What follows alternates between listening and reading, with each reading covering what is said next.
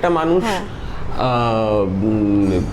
মানে সেটা সেটা ব্যক্তিগতভাবে তোমার জীবনে আছে কি নেই সেটা আমি জানি না, কিন্তু একজন অভিনেত্রী হিসেবে এবং তার থেকেও বড় কথা একজন সেন্সেবল মানুষ হিসেবে এই প্রশ্নটা আমার তোমার কাছে করার, কারণ বহু মানুষ পুরুষ মহিলা নির্বিশেষে এই ডিপ্রেশন এবং চরম বিষাদের মধ্যে, সেটা ক্লিনিক্যাল ডিপ্রেশন ইত্যাদি অনেক কিছু হতে পারে, সেটার মধ্যে ঢুকে গিয়ে সেটা থেকে বেরোনোর রাস্তা খুঁজে পান না। কিন্তু আমার ধারণা, আমি এটা ওর কাছে এই কারণে জানতে চাইছি কারণ আপনারা যারা দেবলীনাকে পছন্দ করেন ওর ভিউ পয়েন্টটা নিশ্চয়ই আপনাদের ভালো লাগবে। আমি যেটুকু ওকে চিনি মানুষ হিসেবে সেই জায়গা থেকে এই প্রশ্নটা করা। দেখো, ডিপ্রেশনের ক্লিনিক্যাল ডিপ্রেশন জিনিসটা আমার অনেক ছোটবেলায় প্রথম হয় আমার ক্লাস ফাইভে আমি প্রায় মাস দেড়েক ক্লিনিক্যাল ডিপ্রেশনে ভুগেছিলাম। সেটা যে ক্লিনিক্যাল ডিপ্রেশন ছিল সেটা আমি পরবর্তীকালে ডাক্তার দেখানোর পর জানবো। ডাক্তার দেখিয়েছিলাম প্রথম আমি ফার্স্ট ইয়ারে, যখন আমার দ্বিতীয়বার ডিপ্রেশন অ্যাটাকটা হয়। ক্লাস ফাইভে আমি বুঝিনি যে কি হয়েছে। হ্যাঁ, এখন প্রথম কথা যেটা আমি এটা নিয়ে বলবো সেটা হচ্ছে ডিপ্রেশন কথাটার মানেই আমরা যেটা বলি সেটা হচ্ছে একটা মেন্টাল কিছু, একটা যেটা মেন্টাল মানে তাহলে মাইন্ড, মন। আমাদের প্রথমেই না মন শব্দটাকে আরেকটা শব্দ দিয়ে রিপ্লেস করে দিতে হবে, সেটা হচ্ছে ব্রেন। এই শুধু মনটাকে যদি ব্রেন বলি, দেখুন অনেক সহজ হয়ে যাবে জিনিসটা। আসলে মনটা কি, যে যা যা অনুভূতি মন সংক্রান্ত আমাদের হয়, মানে দুঃখ, আনন্দ, উত্তেজনা, প্রেম, কাউকে মিস করা, কষ্ট, রাগ, সবটাই কিন্তু ব্রেনের কোনো না কোনো গ্ল্যান্ড সিক্রিট করছে, তাই জন্য হচ্ছে, না হলে হবে না। ব্রেন ডেড যে মানুষটা হয়ে পড়ে আছে বিছানায়, তার কিন্তু মন সংক্রান্ত কোনো অনুভূতি হচ্ছে না একটা ব্রেন ডেড মানুষের। তার মানেই ব্রেন যতক্ষণ কাজ করছে ততক্ষণ মানসিক অনুভূতিগুলো কাজ করছে। কাজই মনের অসুখ মানে ব্রেনের অসুখ, মানে শারীরিক। ব্রেন আমাদের শরীরেরই একটা অংশ। আমাদের শুধু মন শব্দটাকে ব্রেন শব্দটা দিয়ে রিপ্লেস করতে হবে। সোল জিনিসটা আলাদা সম্পূর্ণ, আমি সোল নিয়ে কথা বলছি না।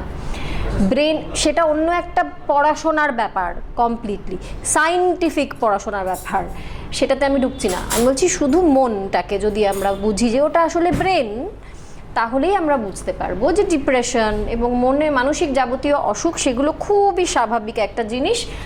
এবং সেটা আজকের দিনে যে দৌরাত্ম্যের জীবন আমাদের এবং যে পরিমাণ প্রেশারে সবসময় থাকে মানুষ, হবে যে সেটাই স্বাভাবিক। শারীরিক বাকি লিভার বা স্টামাক বা কিডনি যে কোনো একটা অংশের কোনো রকম গন্ডগোল যেভাবে হতে পারে, ঠিক সেভাবেই ব্রেনেরও ফাংশনাল যে কোনো ছোটোখাটো গন্ডগোল হতে পারে। তার জন্য ডাক্তার রয়েছে, তার জন্য ডাক্তারের কাছে যেতে হয়। আমি প্রথম ফার্স্ট ইয়ারে আমার বান্ধবী সুদেশনা আমাকে জোর করে ডাক্তারের কাছে পাঠিয়েছিল, যার জন্য আমি চিরকৃতজ্ঞ থাকবো ওর কাছে। এবং আমার মা এটাকে ট্যাবু করেননি। সব থেকে বড় কথা, আমার মেয়েকে সাইকিয়াট্রিস্টের কাছে নিয়ে যাব, এই বাবা এটা কি করে হয়, এটা সঙ্গে সঙ্গে মা বলেছিলেন হ্যাঁ তাই তো করা উচিত। ট্যাবু এখনও আছে আমাদের সোসাইটিতে, কিন্তু আমি তো বলবো প্রত্যেকের একজন পার্সোনাল থেরাপিস্ট থাকা দরকার। যেরকম আপনাদের ফ্যামিলি ফিজিশিয়ান থাকে শরীরের জন্য, সেরকমই একজন ব্রেন রিলেটেড ডাক্তার, অর্থাৎ সাইকিয়াট্রিস্ট হোক বা সাইকোলজিস্ট হোক, যেই হোক, মন মানে ব্রেন, প্লিজ আমার এটা বলার বারবার, বরং একজন থেরাপিস্ট প্রত্যেকের আজকের যুগে থাকার দরকার। কারণ এটা ঠিক থাকলে শারীরিক অসুখ আমি বলবো 99% হয় না, কারণ মন থেকেই হয়, বাস্তবে হয় অসুখ। কারণ মনটাও তো কিছু সিক্রিশনস দিয়ে হয়, যা কিছু হয় ওই সিক্রিশনের গন্ডগোল হলে কিন্তু আমাদের শরীরের পুরো সিস্টেমের সব গন্ডগোল হয়ে যায়, তখন অসুখ আরও চেপে ধরে।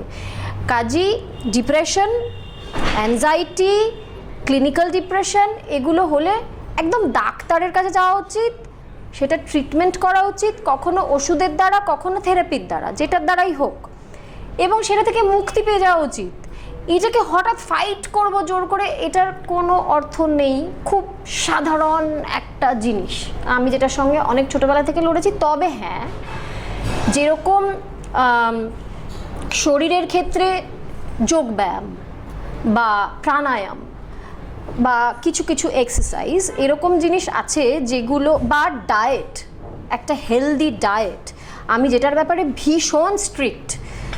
ওই না না আমার তো সবই জিন্স, একদম না, এটা আমি বলছি এটা হয় না। আপনার যতই জিন্স হোক, একটা বয়সের পরে প্রচুর কষ্ট করতে হয় নিজেকে মেনটেন করার জন্য, যেটা আমি করি, কষ্ট করেই মেনটেন করি। আমার জিন্স আছে, আমার মায়ের জিন্স আছে, কিন্তু আমার তো একটা বয়স পার করে গেছি আমি, কাজে আমাকে মেনটেন করতে হয়। তো সেগুলো করে যেরকম যোগা প্রাণায়াম ইত্যাদি করে যেরকম শারীরিক অনেক অসুখকে চিরতরে সারিয়ে ফেলা যায় এবং রিভার্স করে দেওয়া যায় ইন্টারনাল বয়সটাকে, ইন্টারনাল অর্গানের বয়সগুলোকে, সেরকম মানসিক অথবা ব্রেনের অসুখের ক্ষেত্রেও কিন্তু এমন কিছু প্র্যাকটিস আছে যেটাকে আমি বলি ব্রেন যোগা। মাথারও যোগা হয়, মাথারও ব্রেন জিমিংও বলা যায় এটাকে। কিছু প্র্যাকটিস আছে যেটার মধ্যে পড়াশোনাটা একটা ভীষণ ব্রেন যোগার মধ্যেই পড়ে আর কি, ব্রেন জিমিংয়ের মধ্যে পড়ে। কিছু পড়াশোনা, কিছু মেডিটেটিভ প্র্যাকটিস এবং কিছু জীবনে প্র্যাকটিস, মানে রোজকার জীবনে প্র্যাকটিস, মানে ঘুম থেকে উঠেই বা শুতে যাওয়ার আগেই বা সারাদিনের মধ্যে এই কয়েকটা জিনিস প্র্যাকটিস রোজকার জীবনে। এই জিমিং বা যোগাটা করে কিন্তু মানসিক অসুখকেও রিভার্স করে দেওয়া যায়। একদম, nothing is end of the world.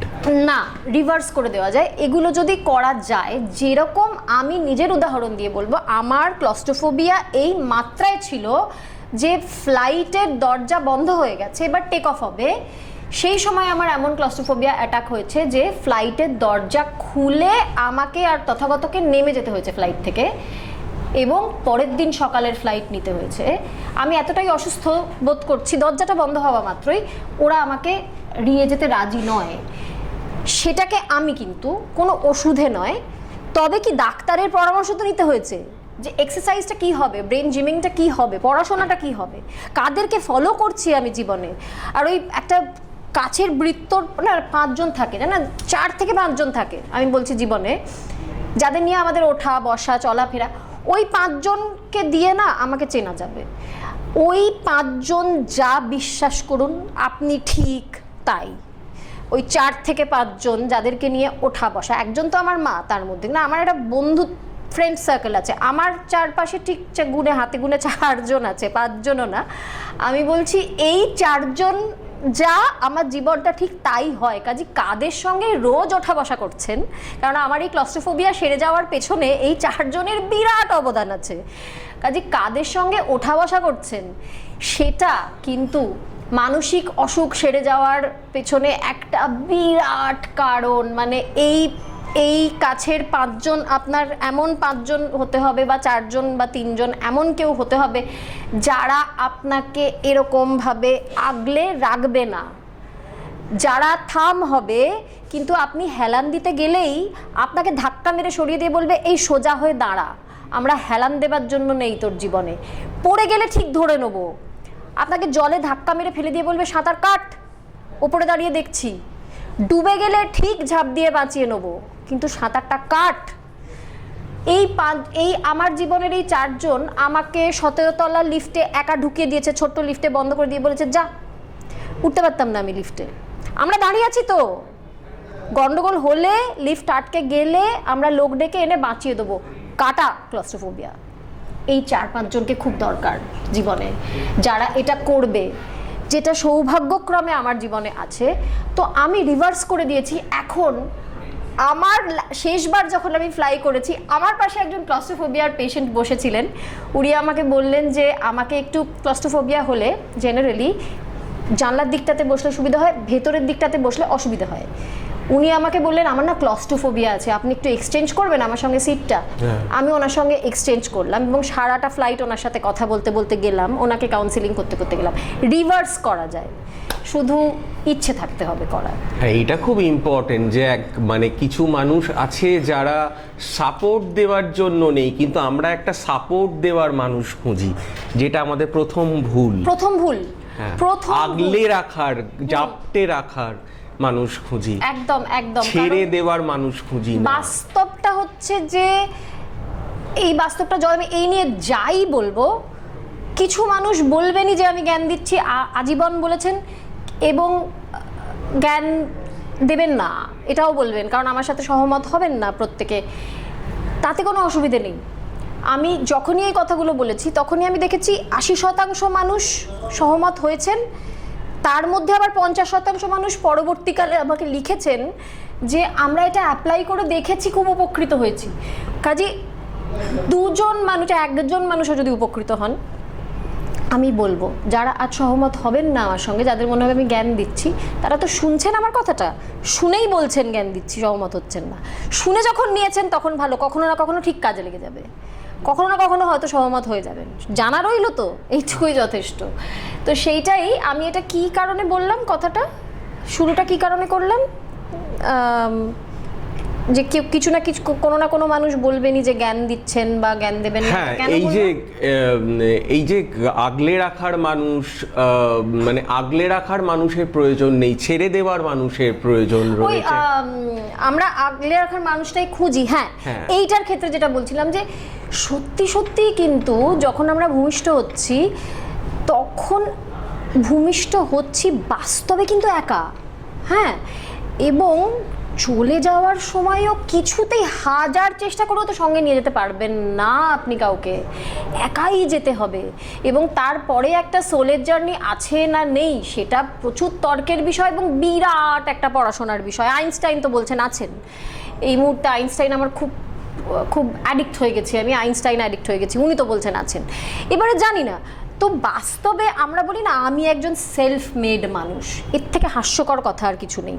এটা কীরকম জানেন তো, এটা না আমি না নিজে হাতে খাই, খাবারটা এরকম করে তুলে নিজে মুখে দিই, আমি নিজে চিবোই নিজের দাঁত দিয়ে, আর তাই তো করবেন, মানে সেলফ মেডই তো হবেন। কে বলেছে আপনাকে 10টা মানুষ মিলে আপনার জীবনটা তৈরি করে দেবে, আপনাকে বানিয়ে দেবে 10টা মানুষ? এরকম কথা ছিল না, মানে সেলফ মেডই হওয়ার কথা ছিল আর কি।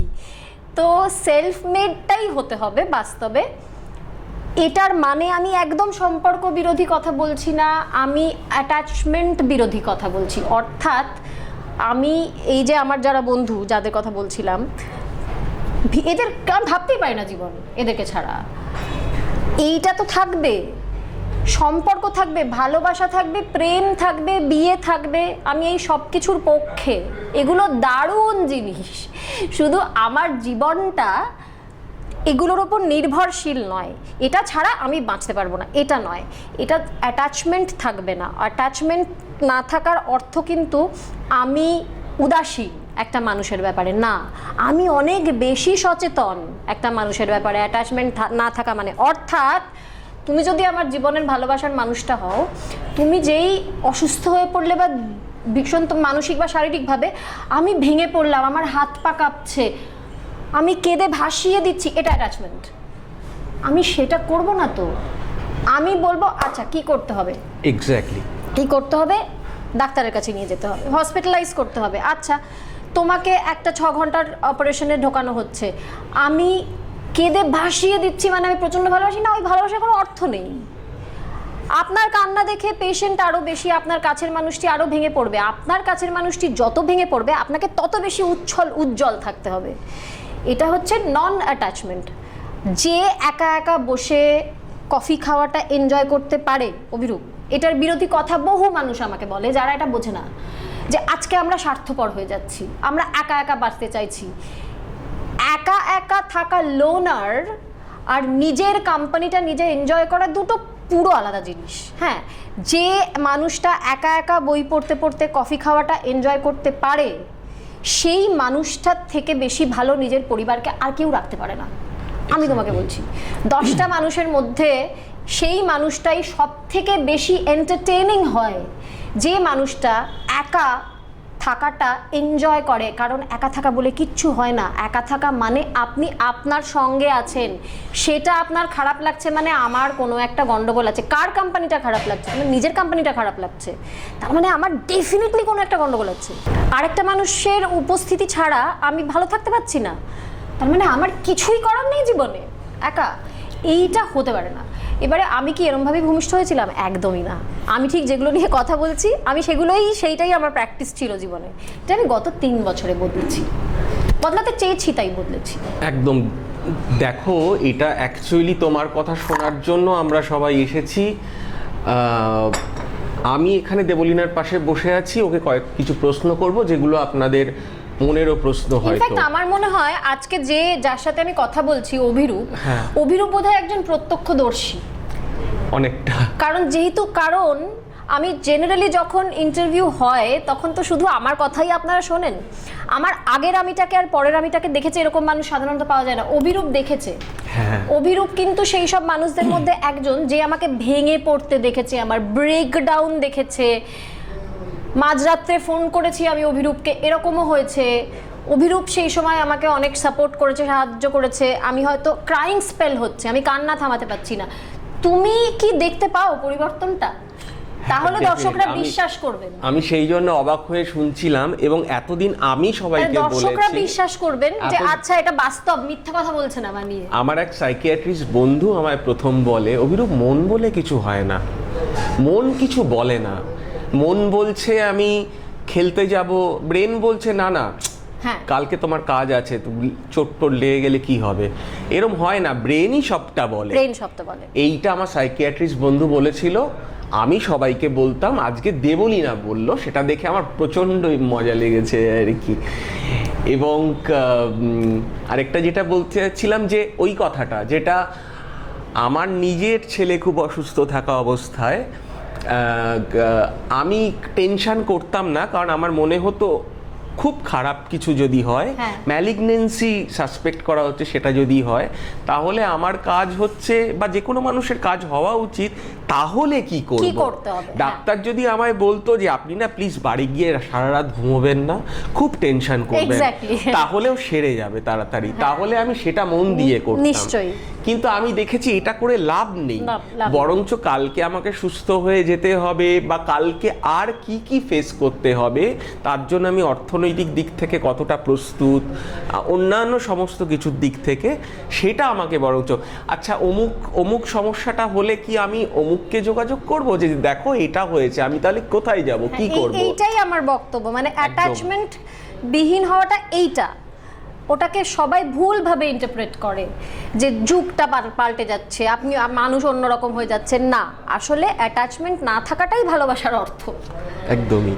সেক্ষেত্রে কমিটমেন্ট শব্দটা কি খুব মানে আমরা মানে সত্যিই তো সবাই ভীষণভাবে একটা কমিটমেন্ট এই ধরনের শব্দের ব্যবহার থাকে সম্পর্কের ক্ষেত্রে। হ্যাঁ নিশ্চয়ই, কমিটমেন্ট বলে তো কিছু বস্তু আছেই। আমি ভীষণ বিশ্বাসী কমিটমেন্টে। তবে কমিটমেন্টের অর্থটা আমার কাছে কি সেটা আমি একটু বুঝিয়ে দিই। আমি যদি একটা মানুষকে ভালোবাসি, আমার অনুভূতি আমাকে যা বলেছে আমি শুধু সেইটুকুই বলছি। আমি একটা ব্যাপারেই কমিটেড, তার ক্ষেত্রে সে ভালো আছে কিনা, এইটুকুই আমার কমিটমেন্ট তার কাছে। সেই মানুষটার ভালো থাকা, সেই মানুষটার উন্নতি, সেই মানুষটার বিস্তার, সেই মানুষটার ওপরে ওঠা, বড় হওয়া, ভালো থাকা, সুখে থাকা, সুস্থ থাকা, এটা আমার কমিটমেন্ট বলে আমি মনে করি আজীবন। তার জন্য সেই মানুষটা আমার কাছে থাকুক না থাকুক কিছু যায় আসে না। এবং এই কমিটমেন্টটা না স্বতঃস্ফূর্তভাবে আসতে হবে, জোর করে কিছু না। তো কমিটমেন্ট বলতে এইটা, কমিটমেন্ট মানে কিন্তু এটা নয় যে যাই হোক তাই হোক দুটো মানুষকে একসাথে এক ছাদের তলায় যেন তেন প্রকারে হোক যেভাবে হোক থাকতে হবে, ওটা নয় কমিটমেন্ট। কমিটমেন্ট হচ্ছে আমার ভালোবাসা দেয়। এটা আবার তর্কের বিষয়, সবাই বলবেন যে না না এইসব আপনি অলীক কল্পনা। ভালোবাসাটা দেওয়ারই জিনিস, ভালোবাসাটা ঠিক ট্রেড নয়, give and take, trade business ওটা নয় ভালোবাসা। যেভাবে রিভেঞ্জ শব্দটায় অনেকে বিশ্বাস করতে শুরু করে জীবনের অভিজ্ঞতা থেকে, কিন্তু অ্যাট দ্য সেম টাইম আমার মনে হয় মানুষের ভালো চাইতে পারাটা রিভেঞ্জফুল হওয়ার থেকে অনেক বেশি কঠিন। না রিভেঞ্জ, তাই কি? হ্যাঁ, যারা আমার সাথে সহমত হন না তারা তো বলেন কঠিন, তারা তো বলেন এটা হতেই পারে না, হয় নাকি কখনো, তুমি কোনো টেক থাকবে না, শুধু গিভ থাকবে ভালোবাসা, এটা হয় নাকি কখনো, তারা এটা বলেন যারা মানেন না, একবারও উপলব্ধি করেননি অনুভূতিটা, তাই জন্য বলেন। আমি বলবো অনেক সহজ।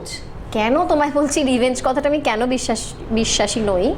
রিভেঞ্জ তো আজকে আমার সাথে একটা ঘটনা ঘটলো, আমি পর মুহূর্তে রিভেঞ্জ নিতে, ওরকম তো হয় না, সময় লাগে রিভেঞ্জ নিতে। যতদিন না আপনি রিভেঞ্জ নিচ্ছেন ততদিন আপনি তো মানুষটার উপর রেগে আছেন, বা মানুষটাকে ঘৃণা করেন, বা মানুষটা আপনার কোনো ক্ষতি করেছে যার আপনি রিভেঞ্জ নেবেন, বা ক্ষতি করেনি আপনি ভাবছেন ক্ষতি করেছেন, অনেক সময় এরকমও হয়। সেই মানুষটাকে আমি আমার মনের মধ্যে পুষে রাখবো, লালন করব মানুষটাকে যতক্ষণ না রিভেঞ্জ নিচ্ছি। তার কি হলো, যা সাধারণত যারা রিভেঞ্জফুল হয় তারা বলে যে তোমাকে আমি কোনোদিন ভুলবো না, তোমায় আমি কোনোদিন ক্ষমা করব না। আমি বলছি সেই মানুষটার তাতে কি হলো, বয়ে গেছে তার, সে তার জীবন বাঁচছে। আমি সেই বিষাক্ত মানুষটাকে মনের মধ্যে পুষে রেখে নিজের মনটাকে বিষাক্ত করছি, নিজের জীবন থেকে কিছুতেই তাকে ছড়তে দিচ্ছি না, আমি নিজের জীবনটাকে আটকে দিচ্ছি। যে রিভেঞ্জ অন্য কারোর প্রতি নেওয়া যায় না, ওটা নিজের প্রতি হয়। কাউকে ক্ষমা না করা মানে নিজের ক্ষতি করা, একদম, অন্য কারোর কিচ্ছু হয় না তাতে। ফলে আসলে উল্টোটা অনেক সহজ। রিভেঞ্জফুল না হয়ে, ট্রেড না করে ভালোবাসাটা অনেক সহজ, দারুণ দুর্দান্ত অনুভূতি। এবং সেই অনুভূতিটা মানুষটা কাছে থাকলেও হতে পারে, না থাকলেও হতে পারে। সেটা উপলব্ধি না করলে আপনারা মানবেন না, কিন্তু উপলব্ধি করার চেষ্টা করে দেখতে পারেন একবার। ব্যাপারটা মন্দ নয়, খুবই ভালো। হ্যাঁ, ব্লিসফুল মানে দুর্ধর্ষ, আমি বোঝাতে পারবো না। তাহলে নিজের আর আমি এই যে নিজের সাথে প্রেমের কথা বলি, নিজের প্রেমে পড়া, এটা অনেকেই আমাকে জানিয়েছেন প্র্যাকটিস করার পরে যে তাদের জীবনটা কিভাবে বদলে গেছে। যেহেতু এখন অনেক জায়গাতেই আমি এই বিষয়গুলো নিয়ে কথা বলতে যাই, কিন্তু যারা বিশ্বাস না করে প্র্যাকটিস করছেন একবার চেষ্টা করে দেখবেন নিজের প্রেমে পড়ার যে উপলব্ধি। কারণ একমাত্র ওই একটাই কিন্তু অসম্ভব কমিটমেন্ট সম্ভব। কিছুতেই আপনাকে ছাড়বে না, কিছুতেই আপনার হ্যাঁতে হ্যাঁ মেলাবে, আপনার নাতে না মেলাবে, আপনার সাথে আলাদা করতে পারবেন না আপনি যে মানুষটাকে, সেটা হচ্ছে আপনি নিজে। যে তার প্রেমে না পড়লে আর একটা মানুষকে সঠিকভাবে ভালোবাসাটা কিছুতেই সম্ভব না। দয়া করে আমার একটা অনুরোধ, কাউকে কখনো বলবেন না তোমাকে ছাড়া বাঁচবো না, এটা বলবেন না। তোকে ছাড়া না আমি বাঁচতে পারবো না, বা তোমাকে ছাড়া না আমি বাঁচতে পারবো না, এই একটা কথা আমি সবাইকে সব জায়গায় বলি যে প্লিজ বলবেন না, এটা ভালোবাসার প্রকাশ নয়। কারণ আপনি না কোনো দিন ঠিক বাঁচতে পারবেন তাকে ছাড়া। সেই মানুষটা যদি ওটা বিশ্বাস করে ফেলে থাকে, তার জীবনটা কিন্তু শেষ। আপনি জানেন না, সবই পরিবর্তনশীল, আপনি ঠিক বাঁচতে পারবেন সবাইকে ছাড়া একদিন না একদিন, কিন্তু যে বিশ্বাস করে ফেলেছে আপনার কথাটা যে আপনি তাকে ছাড়া বাঁচবেন না, তাকে আপনি সাংঘাতিক একটা বিপর্যয়ের মধ্যে ফেলে দেবেন আর কি সেই সময়। এটা কখনো বলবেন না, যতই ভালোবাসুন আর কি কাউকে। আরজিকর কাণ্ডে তোমাকে যেভাবে খুব সামনে থেকে দেখা গেছে প্রতিবাদের মুখ হিসেবে, বা এরকম একটা নির্মম জঘন্য ঘটনা, সমস্তটাই বোঝা যাচ্ছে কি হয়েছে, অথচ তার কোনো ঠিক যেভাবে তদন্ত হওয়া উচিত, যেভাবে বিচার হওয়া উচিত, কিছুই হচ্ছে না। এই সময়টা এত মানুষের মধ্যে থেকে তোমাকে কি অভিজ্ঞতা দিয়েছে, যদি একটু ছোট করে বলো। এই সময়টা প্রথম যেটা আমাকে শেখালো সেটা হচ্ছে যে আমি এমন একটা পৃথিবীতে বাস করছি যেখানে আমি প্রতিবাদ করলে আমায় তার বিরাট বিরাট কনসিকুয়েন্স ফেস করতে হবে, যেটা আমাকে অগাস্ট থেকে আমার সম্মুখীন হওয়া শুরু হয়েছে। এখনও আমি সেটার সম্মুখীন। এখনও গোটা পশ্চিমবঙ্গের কোথাও আমাকে শো বা অ্যাপিয়ারেন্স করতে দেওয়া হচ্ছে না। যেগুলো এতগুলো মাস ধরে পুরো সিজনের সময় ছিল সেগুলো তো ক্যান্সেল করা হয়েইছে। আবার এখন যেগুলো আসছে কিছুদিন পর ক্যান্সেল হয়ে যাচ্ছে। আসার পর অনেক সময় অ্যাডভান্সও দেওয়া হয়ে যাচ্ছে, তারপরে আমাকে বলা হচ্ছে যে না, আপনাকে আমরা আনতে পারবো না, কারণ বারণ আছে আনা। তো সেটা প্রতিবাদ করলেই কনসিকুয়েন্সের সম্মুখীন হতে হবে। এটা জেনে প্রতিবাদ করো, সে তুমি যদি অন্যায়ের প্রতিবাদও করো তাহলেও। কি অদ্ভুত! এটা একটা প্রথম শিক্ষা আমার, যে আমি একটা ভীষণ রকম ঘৃণ্য অপরাধের প্রতিবাদ করব, কিন্তু আমায় জেনে করতে হবে যে আমার জীবনে প্রচুর বিপর্যয় ঘটবে। সেইটা যদি আমি সম্মুখীন হতে পারি তাহলেই আমি প্রতিবাদ করব, না হলে প্রতিবাদ করা যাবে না। এবারে দ্বিতীয় কথা সেটা হচ্ছে, এই বিপর্যয় কি এমন পর্যায়ে যেতে পারে প্রতিবাদ করতে গেলে যে তোমার জীবনটা প্রায় স্থগিত হয়ে গেল? ঠিক। হ্যাঁ, যেতে পারে। একেবারে দেয়ালে পিঠ ঠেকে যাবে, জীবনটা স্থগিত হয়ে যাবে, এমনভাবেই দেয়ালে পিঠ ঠেকবে যে সেই সময় তোমার ভালোবাসার মানুষজনরা বলবে যে এবার থেমে যাও, আর এগিয়েও না। চারিদিক থেকে সুপরামর্শ হিসেবেই এটা আসবে যে এবার থেমে যাও। কিন্তু এটাও আমি বলছি, থামা যাবে না। সেই সময় থামা মানে, একটা তো ভয় পেলাম আমি, একটা পদক্ষেপ যদি ভয়ভিত্তিক হয় তাহলে বাকি জীবনটা পুরোটা ভয়ভিত্তিক হয়ে যাবে। বরং সেই সময় আমি একটু দেয়ালে পিঠটা ঠেকিয়ে কিছুদিন কষ্ট করে নেব। পৃথিবীর কোনো শক্তি, এমন কিচ্ছু বিদ্যমান নেই পৃথিবীতে যেটা চিরস্থায়ী। ওই অবস্থানটাও আমার চিরস্থায়ী কিছুতেই হবে না, আমি চাইলেও হবে না, ওরা বদলাবেই। কিন্তু কিছুদিনের জন্য কষ্ট করতে জানতে হবে। সব সময় জীবনে কমফোর্টেবল জোনে তো থাকা যাবে না, এটা জীবন নয়। ওই সময়টা, ওই লড়াইটাকেও তো উপভোগ করতে হবে। আরে এটাও তো উপভোগ করি। তো আমারও ওই সময়টা আমি আবার একটু একটু করে পার করছি এখন। আমি কিন্তু শুনিনি, আমি ওই পরামর্শ শুনিনি যে সরে যাও, ভয় পেতে হবে, ওটা আমি শুনিনি। কাজী কিন্তু ওই সময়টা আমার আবার বদলাচ্ছে। কাজী কঠিন সময়টা বদলে যাবেই যাবে। সেই সময়টা না ভয়ভিত্তিক কোনো পদক্ষেপ নিয়ে ফেলবেন না, তাহলে বাকি জীবনটা একেবারে ছাড়খাড় হয়ে যাবে, পুরোটা ভয়ভিত্তিক হয়ে যাবে। এই দুটোই আমার টেক অ্যাওয়ে আরজি করের লড়াই থেকে, যেটা বিরাট টেক অ্যাওয়ে। এবং আমি জানি পরবর্তীকালেও কখনো কোনো কিছু নিয়ে প্রতিবাদ করতে গেলে আবার দেয়ালে পিঠ ঠেকবে, সেটা আমি জানি। আবার সেটা মেনেও নিতে হবে, লড়ে নিতে হবে সেই সময়টা আর কি। একটা সময় আমি এটাও ভেবেছিলাম যে আমি হয়তো আর অভিনয় করবো না, অভিনয় আমাকে ছেড়ে দিতে হবে, অন্য কিছু বাঁচতে হবে, কেননা আমাকে দেওয়া হচ্ছিল না কাজ করতে, কিছুতেই দেওয়া হচ্ছিল না। কিন্তু সেটা বদলাচ্ছে আবার। আচ্ছা, আর পরবর্তীকালে তোমার পরিচালনায় আসার ইচ্ছে, নিজের স্ক্রিপ্ট, নিজের কাজ চলছে, নিজের স্ক্রিপ্টটাও চলছে, এগোচ্ছে। যে ছবিটা, দুটো স্ক্রিপ্ট নিয়ে আমার এগোনো, একটা বড় বাজেট, সেটা এক্ষুনি করতে পারবো না, প্রডিউসার নেই। আর একটা মাঝারি বাজেট, যেটা আমার তো ভীষণ মনে হচ্ছে, আশা করছি যে আমি এই বছর হাত দিতে পারবো।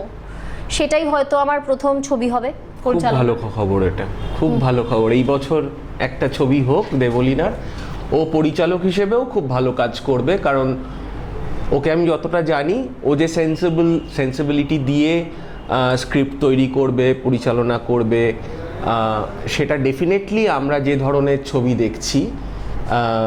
আমি পরিচালনা টেলিভিশনের জন্য করেছি এর আগে, ডেবিউ করা হয়ে গেছে আমার। টেলিফিল্ম করেছি দুটো।